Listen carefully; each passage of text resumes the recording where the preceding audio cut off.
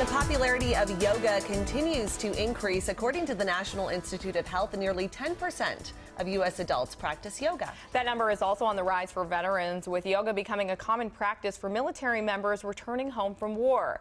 As you will see, finding peace in this ancient practice for one of the owners of Spirit of the Lake Yoga and Wellness Center has turned out to be a very good decision.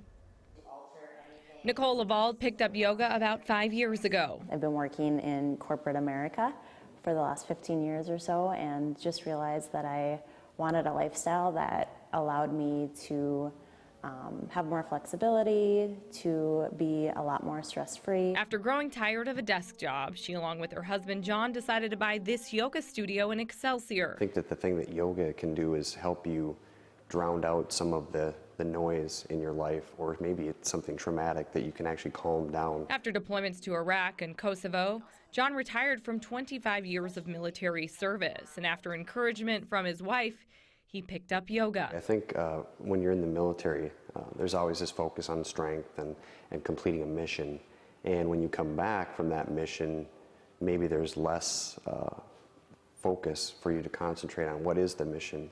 And I think that the thing that yoga can do is help you drown out some of the noise. Her husband is just one of the many reasons Nicole is encouraging other veterans to put yoga into practice. I think it's really important, especially in today's society, in today's world where people are so busy and so stressed with work and life, to find different modalities, different ways to bring healing and peace and calmness into their lives. Ross Hedlund was deployed to Iraq twice and picked up yoga after his second deployment. Help, I think, build a little bit of resiliency and more balance into my overall life. Jen Byer has served in the National Guard for 17 years. Being in the military can sometimes be a high stress environment, just the coming and the going and the different trainings that we have to attend. So just having a practice that really focuses on peace and focuses on just kind of going inside of yourself and just finding that place of quietness can be really beneficial for anybody, not just military members. Together, this couple is hoping this new venture won't just lead to vinyasa for veterans,